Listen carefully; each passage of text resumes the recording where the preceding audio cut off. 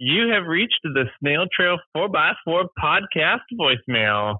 If you want to leave some feedback about Toyotas, have questions about Toyotas, maybe poke some fun at Toyotas, or let us know how your JL came with a Starbucks membership, then leave it all on the line and we'll get to it on the podcast.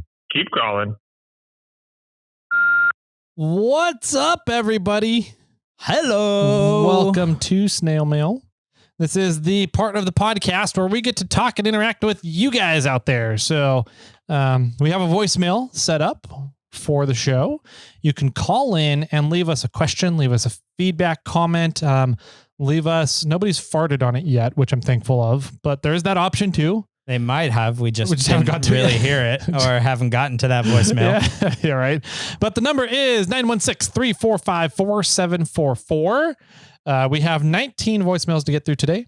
Okay. So does that mean we didn't get any? No, we got like 6, I think. We did quite a few last week, I thought. We did like 5, I thought. Yeah. Okay. We're going to catch up. We will. One day. We will. We're not going to. One of these weeks, Tyler's he's going to get sick or the baby's going to get sick or something. And I'm just going to do a Monday, Thursday, and Friday snail mail edition. There you go. And we're going to be caught up by the end.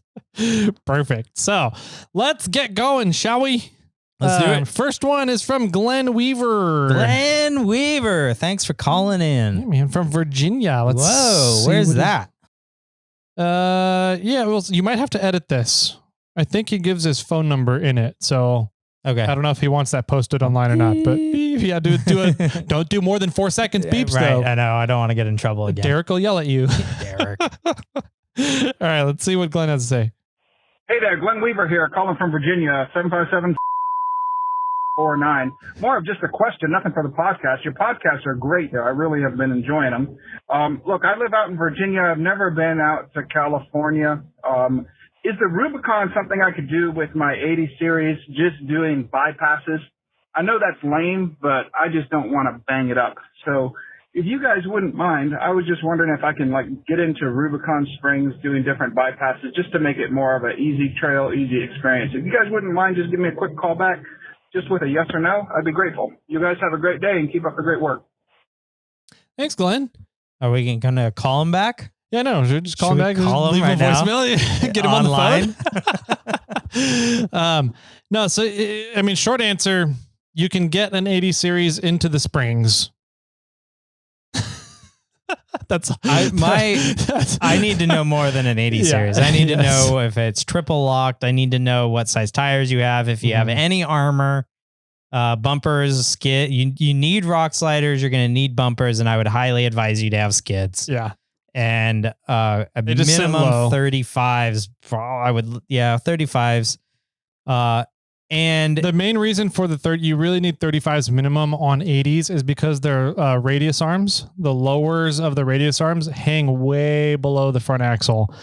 So you just lose a ton of ground clearance. Ask Lee Lim. Yes.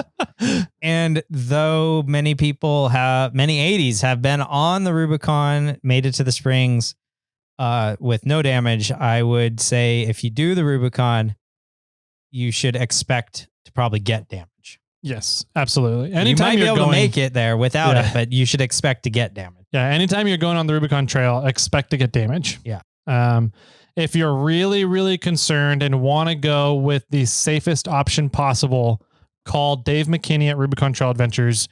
He claims he has never gotten somebody body damage in one of his trips before that did not want body damage. Oh, okay. So he may have a couple extra tricks that we don't know.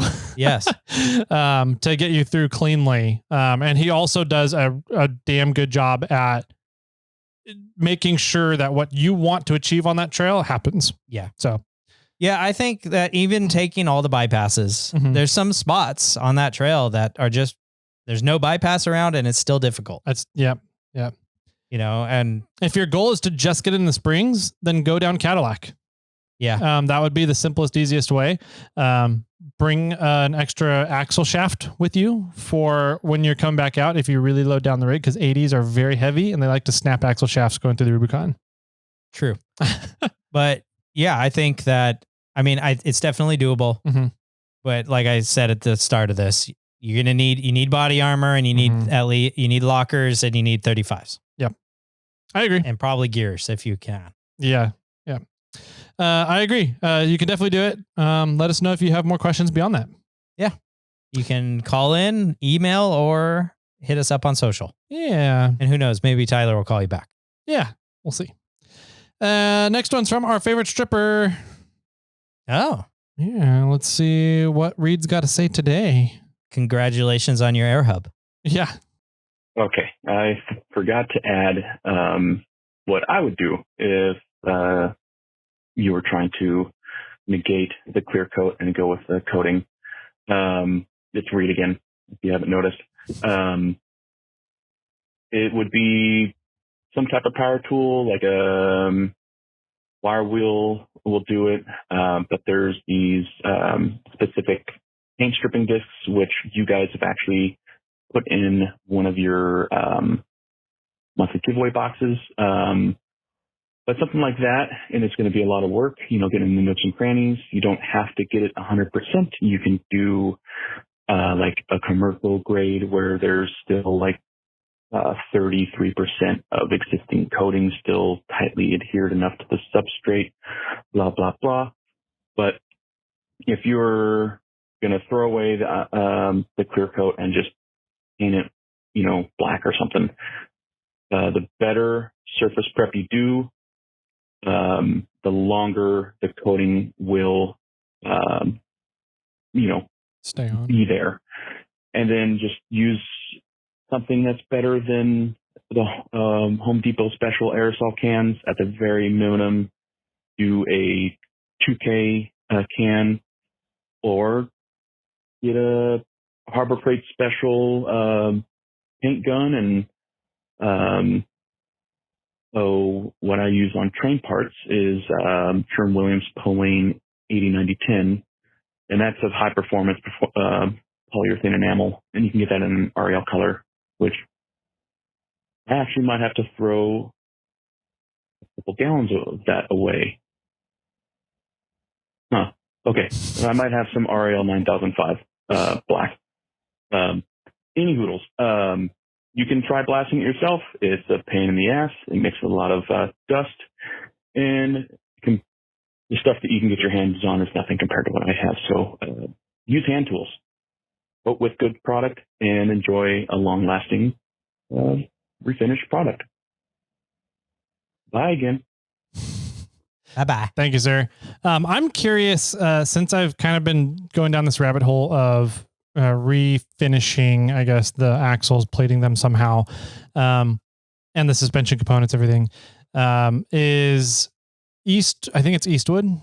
They have a anti-rust paint that's designed so that you can just paint it over your surfaces without going over them with, like what he said, paint stripping discs, wire wheels, blasting, all that kind of stuff. Because my big thing is, in order to go through and down this route of doing it all correctly, I have to disassemble everything, strip everything down, take the third members out, the axle shafts out, the seals out, everything, strip it all down.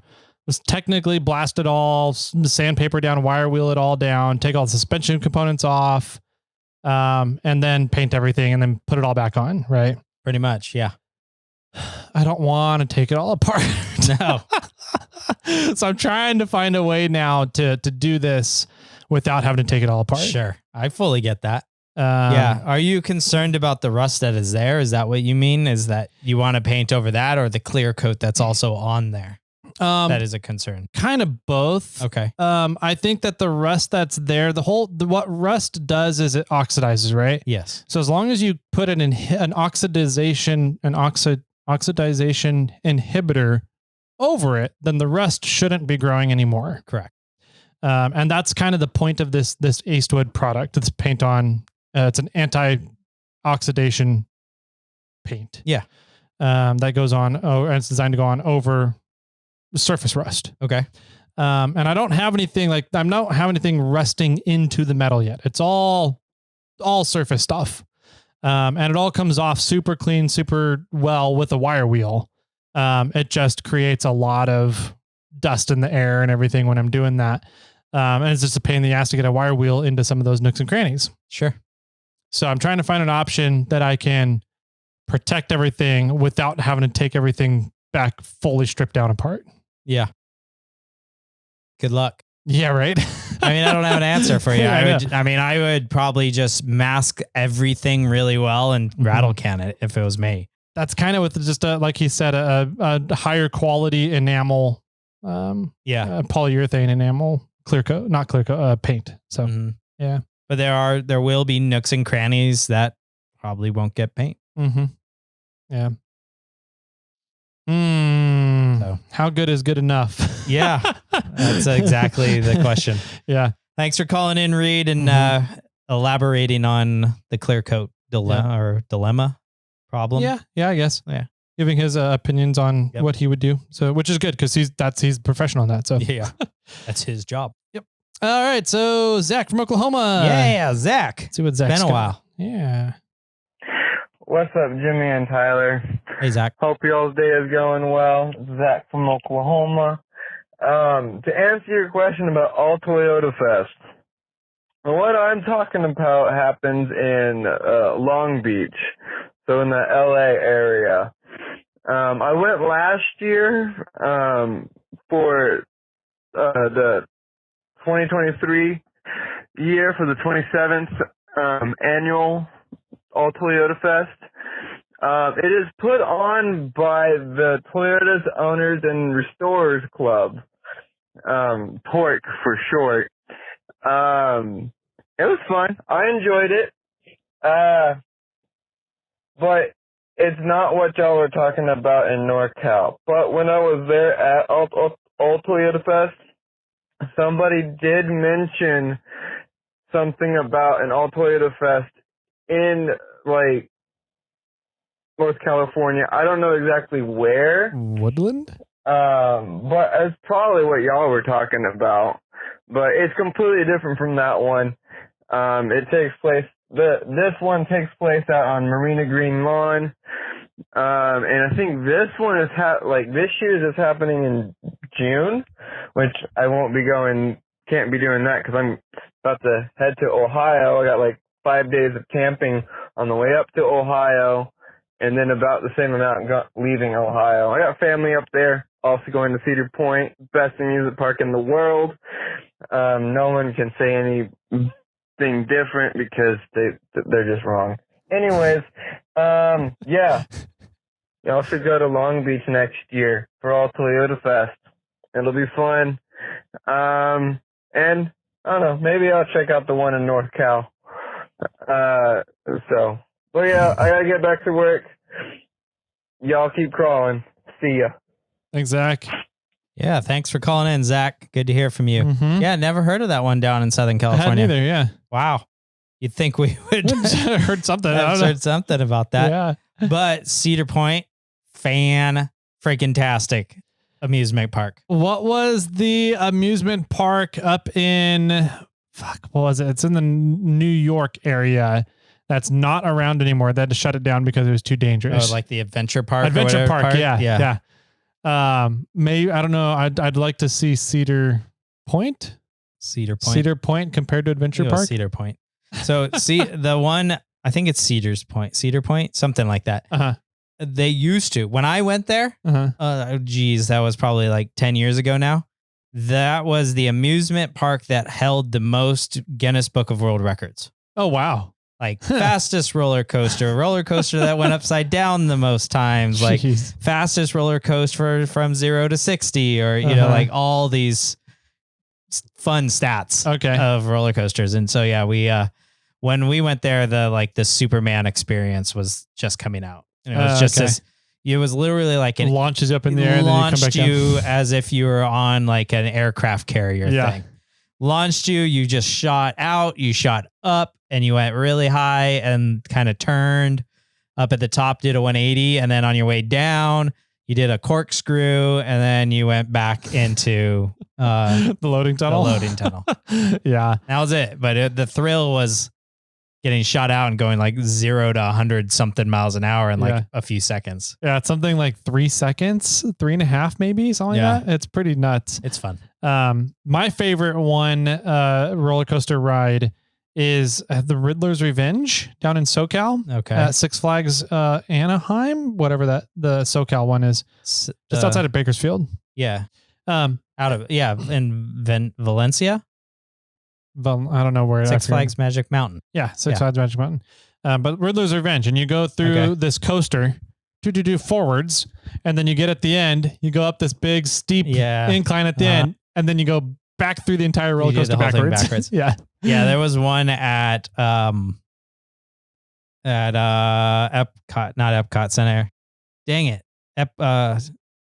Another one of the places in Southern California. The one that has Harry Potter Land. Okay. And the new Lego Land came out. I haven't been to those ones yet. Oh, man. What's the name of it? I went there last year with the mini assistant.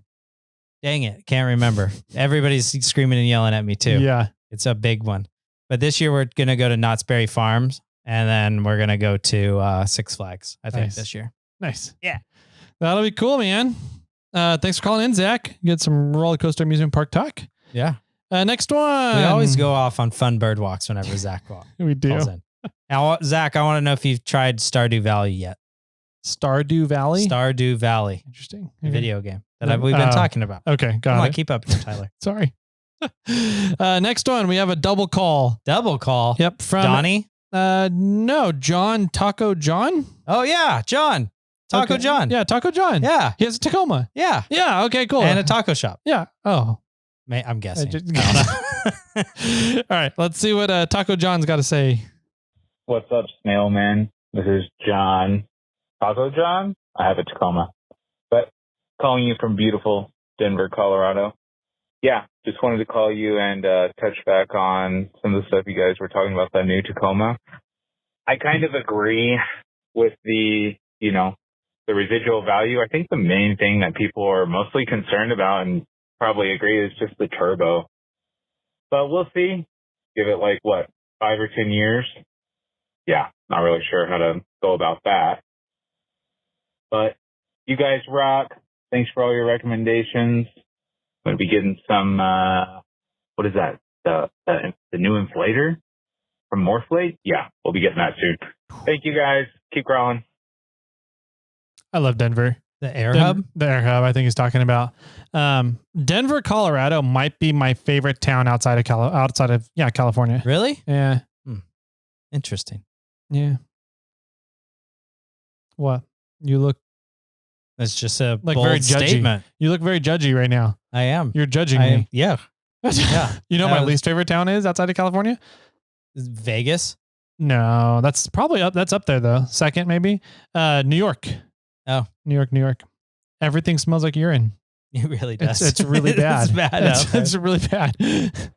Yeah. Too many people. Yeah. It's fun to visit, and then it's fun to leave. It's way fun to leave for sure. There's things to do in New York though that you just got to do. If you haven't been to New York, like what? Go see a Broadway show. Okay, go see a concert in the square. What do they call the big Times Square? Madison Square Gardens, the big park in the middle. It's not Square Madison's Garden. It's Square Madison Square Garden. See the Statue of Liberty. Mm. That one's pretty good. Now go see the 9/11 memorial. Yeah. When I was there were towers. Yeah. That was kind of interesting. Maybe my problem is that whenever I've been to New York, I've always been working. Yeah, you have. And so I haven't gotten a chance to go and look around at all. Competition when there's like a bunch of people from everywhere in the world at that place. And it's the what is it, the last week of August, first week of September? Yeah. So it's like deathly humid. You just melt. Yeah. So yeah, it can be fun. Where I would rather go is Boston. Boston, I think, is so much more fun than New York. I've been to Boston once and I was really little. We went to a Isn't your significant other from Boston? Kind of, just outside of Boston, yeah. Go home. I don't like the East Coast. No, I'm just kidding. Boston was a cool town. From what I remember it being really cool. My grandmother got into an accident though, driving while we were there in Boston. So I was driving in Boston. I was trying to go to the Taco Bell across the street, uh-huh. and I ended up in the tunnel that went underneath the bay.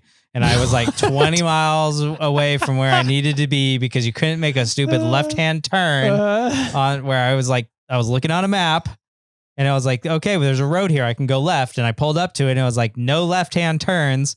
And I was like, got to go straight. And then there was no other exits and I had to pay this toll to go under the bay. But that's just Boston. It's just crazy wild streets and things. And yeah. Why didn't you just follow Google Maps? I don't know if they had it then. Yeah. I was like 16. Yep. But yeah, Boston's cool. I went back when I was in my late 20s, maybe early 30s, and went into like the I think it was called the Green Dragon, like bar or club. No, it's not a club. It was like a bar, something like Green Dragon. Okay. And it was like where some like the revolt was happening during the Boston Tea Party and like all the Americans and things were all talking about what was going to happen. And, you know, it's like, I don't know. There's just a lot of history in Boston, which is pretty cool. Yeah. And, you know, it's like I went to the bathroom. I was like, yeah, you know, George Washington probably peed here, you know, like, and it's like a bar that's been around for that long, you know, it's just like, yeah, I'm being in the same spot George Washington did. Yeah, this is cool. Do you think he spelled his name in the snow outside one day? Definitely did. You think so? Yeah, but he only got to G. That's funny. I would love to go back to Boston. I think that Revolutionary War time history was pretty cool. Yeah. There's the historical side of the United States growing up at that time. So that would be really neat to go back there as an adult and kind of learn about some of the stuff. Yeah. I was also there during one of the, I forgot, there's a hockey team. I wanted to, it's not the Celtics. That's the basketball team. Whatever the Boston's hockey team was, it was like a quarterfinal game for the Stanley Cup. And it was versus somebody in like Montreal. And it was being played in Boston that night. And well, it was like one of the final games for the Stanley Cup, not quarterfinal. It was like one of the final ones, and they won that night. And so I went out on the town, and I was like, "This is awesome!" Everybody was partying. Yeah. It was a great time. Nice. Yeah. So I like Boston. It's a big city too. So, but I like Boston over New York. Yeah, it's not as dense. No, I don't feel as New York. So, all right. John, anyways. TacoJon called back. Yeah. Did we even answer any of his questions? Did he ask a question? We just continued on about Denver. Kind of agree with you. Residual value. Okay. Oh, turbo. The new generation Tacomas, and I think the part that everyone's concerned is the turbos. Yeah, not lasting as long. We'll see. I mean, I believe is the new one a twin turbo also? I believe so. Yeah, I think they're using that same twin turbo platform. Yeah. So yeah, I don't know. Only one way to find out. Yep. Let time tell. Yeah. But yeah, it's just another level. Turbos are just another thing that you have to do maintenance on. You know, eventually you're going to have to replace the spool or the little, what do they call it? Bearings inside. And you got to make sure that it's not wobbling and you don't want oil to get in it. And it's just another level of something you have to maintain. Yeah. Yep. All right, so he called back. He did call back. Let's see what... Did he talk about Boston? He should have talked about Boston. He did. No shit. Wow. Cool. No, he didn't. I don't know. We'll see. Hey, Snowman. It's TacoJon, Denver John, whatever. Same thing. I meant to ask, can we talk about the 4x4 events in other states? I will happily submit a lot that are going on here. You guys used to do that, like when there was stuff in Arkansas and in Kansas, you know, the outlying folks. I'm not out there, but hey, it'll help them. Thank you guys. You rock. We rock. And roll. Definitely. Yeah. I'm not opposed to talking about those. I just don't know them. Yeah. Yeah. We tried to do that at one point to talk about events going on around the country to kind of cue people into when some fun stuff was happening around the country. And I think ultimately we just didn't get any feedback on it. It was a lot to kind of research and try and find events throughout the country. And we felt like it wasn't relevant to everybody. And so, we stopped talking about them. Yeah. But John, though, if you want to call in Mm-hmm. and tell people about events that are going on around your area, please do. Because then, people in the Denver, what did he say he was in Denver? Or did he just say Colorado? Denver. Okay. Yeah. Denver area, or, any of the other fun spots in Denver, then call in, let us know. And then those people know what's going on too. Yeah. I really do feel that snail mail episodes can be a promotional thing for other people out there. Yeah, I agree. 100%. I think you could call in, even if you're in Arkansas, call in, tell us about an event that's happening out in your area. And then maybe somebody on here is listening that's from Arkansas and nearby and not doing anything that weekend. Who knows? And if you own a Mountain Hatch or Easy Flight, call in. Just kidding. That too. That too. Call in. Let us know about some of those events going on around you guys. If you guys have a fun event that's like they do something unique and you had a lot of fun at, or just let us know. Yeah, we're all Toyota Fest down in Long Beach that we never heard about. Yeah. All right, next one is from one of our wrong seat driver friends. Oh, Chris Rea. Ria, how you doing, buddy? It's a long one. Okay. And I think I know what this is about because he ended up texting us. Oh. Either on Instagram or text message with the rules. Got it. About this around the same time this voicemail came in. Got it. Okay. So I thought he was going to talk about his eye. His eye? Okay. Why would he talk about his eye? You didn't see that post on Instagram? No. He had some weird blood thing going on in his eye. Didn't know how it got there. A pterygium? Sure. Chris, did you have pterygium? Let us know. Because I have pterygium, and it'd be fun to find a pterygium brother. So, yeah, I've got Shy, my gout buddy. Yeah, right. My gout guy. Yeah, you got a gout guy. I got a pterygium Shy, buddy. the gout guy. Yeah. All right. So Chris has, I think, some really good insight into what we're about to talk about. We've gone back and forth, and I think we keep getting swayed kind of both directions on this. So let's hear what Chris got to say. Hey, what's going on? This is Chris Rea, the Ultra4 Escore. Just long-time listener, first-time caller. Just wanted to touch base and let you know about Clint's voicemail from the Jeep parts with Toyota SnailMail. Jeep with Toyota parts. I don't know. I get titles wrong. Anyways, the CRB actually reviews red cards. It's the competition review board. It's made up of five people from the Ultra4 staff. Usually it is the race director, the chief tech inspector, a couple other people, and then there is one driver liaison that is involved in it as well. But it is not 6 drivers that review it. This might have been covered also. If it has, I apologize, but I'm a little behind, obviously. So anyways, that competition review board reviews everything.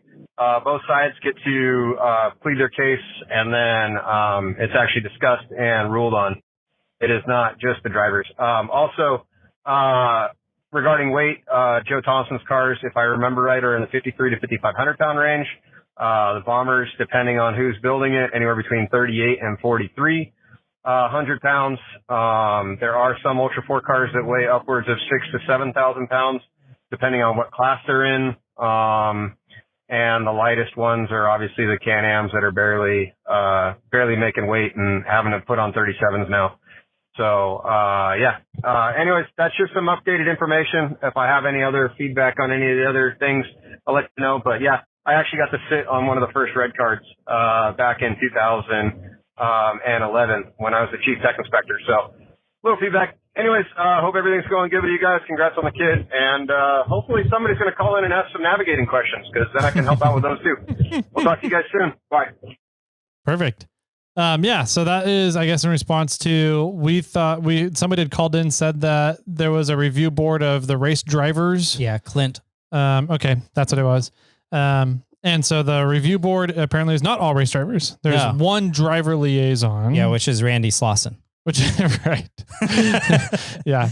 No, Randy or Mike. Yeah. Right. And then the other people are, officials in the race, I guess, of the event. Yeah. Event officials. So they look over the footage of what happened, and then make a ruling on whether or not to DQ eliminate that person or not. Right. So, yeah. Yeah, we went back and forth with Chris for a little while Mhm. on, and he also texted us and Yeah. sent us the code or the rule of the rule book. Mhm. And we talked with him for a while. And then was it you or somebody found the found video. the video of the accident and Yeah. showing it? And it was pretty crazy. I Mhm. mean, I think I'll just say it. I think all three of us said that we would have DQ'd him. Yeah. I think that it could have been DQ'd on, I remember there was 2 rules that it could have been. That's what it was. Yeah. It was the way that it was presented. It was a similar thing to Marlin, right? Yeah. It was like you can approach the red card one of 3 ways. Yeah. Or something like that. Isn't that what it was? Right. Kind of. Yeah. You have to say, we're pulling a red card. We're saying this person should be reviewed for disqualification because of like aggressive nerfing, Mhm. like unsportsmanlike conduct. And there was another There was few that I another one I remember, forgot, but if they went like, I think they looked at it as aggressive nerfing, and that's all they. And then what we said is if it was unsportsmanlike conduct, it probably would have been, we would have DQ'd them. Yeah. Something like that. And I think they approached it as aggressive nerfing. Yeah. And they did not think it was aggressive nerf even though the rig flipped. Yeah. So, well, I mean, both rigs, either rig could have flipped in that scenario. It could have gone one way or the other. It's a 50-50 shot. So, I mean, if Mike had flipped, then was it Goodall? Yeah, I think so. Would Goodall have been red flagged for aggressive nerfing? Like, it's I don't know. Yeah. But, or if Mike would have flipped, would Goodall have stopped? That's a good question. That's right? another question that can't be answered, but we don't know. You never know. Yeah. But the video is pretty crazy. It's up on irate 4x4. And it's a quick snippet, like it's 11 seconds of that video. And so, yeah, what you don't see is the 30 seconds leading up to it, which I think tells a lot more of the story of the scenario that was happening. They were on the same route, and then the route splits and it kind of turns into a bunch of different multiple routes there, one lower, one upper, and you can't really see the elevation difference either. And it's an interesting video that I still don't think the video itself tells the whole story. No, I doubt it. The one it. thing you do notice though, is that Goodall flipped in front of Mike. So Mike definitely saw him flip. And I think in that case, like you stop, make sure they're okay. And hopefully the judges give you your time back. Yeah. So, yep. They have in the past, but whatever. Yeah. We're also not on the committee. Exactly. What we say does not really matter. And we have never been racing before too. So we've never been fully strapped into a race car in a race environment. That's true. Having to make the decisions on the fly. So, yeah. All right, man. So let's see. We're at roughly 30 minutes. Should we call it there, or do you want to do? Who's next?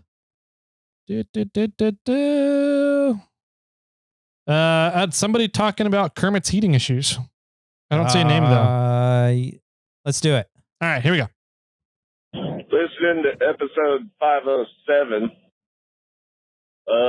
you could take your crossover pipe on the back of the block and then bring it up over the top of the engine like a horseshoe shape and put a little air bleed valve in there, like a little piece of aluminum pipe or something with an air bleed to make sure you're not getting air trapped in the back. It'll also make it easier to bleed the system.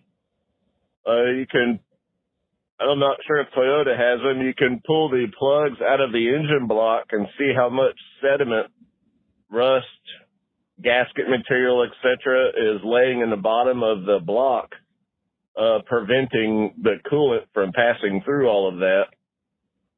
Can also do the same in your radiator.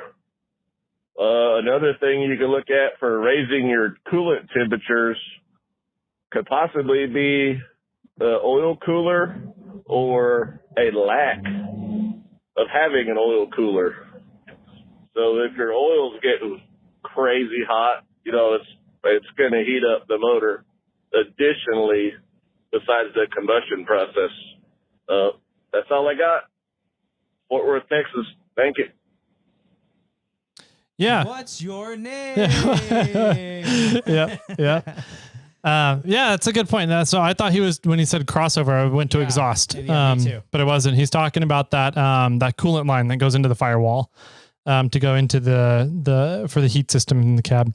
Anyways, I think I would like to modify that line. So I do have like a bleeder valve built into it in line. So I think I'm going to do that regardless, because just 3.4s are notorious for bleeding issues because of that line right there. So being able to crack that open whenever I need to bleed the system would work. I would imagine if there was sediment in the block or the radiator, it would have shown up when I flushed the system. Probably. And I've flushed it multiple times and it comes out clean. So I don't think that there's sediment and stuff in the bottom of the block. Well, you've already changed the radiator. And I've changed the radiator. It's a brand new radiator. Yeah. I didn't think of sediment though. That would make a lot of sense though. Also, if there is like crusties in there, now you're pushing less fluid through and it's holding its heat more. Yeah. So that could be something. But I didn't think about oil. Yeah. Oil temperatures. Very wise insight. Yeah. And I don't have any sensors, I think, that measure oil temperature. I think it's just oil pressure, and that doesn't work right. So I know. Jimmy found that out. So I don't know what the oil temperature is getting to, but I do know if you can keep your oil cooler, that also helps keep the engine cooler too. It's not as much as a cooling system does, but it does help.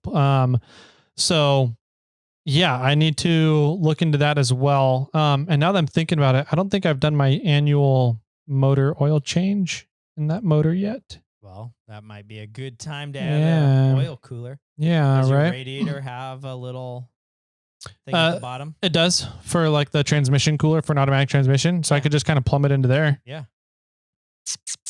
Okay. I might do that when I do the oil change. So that or power steering fluid. Yeah.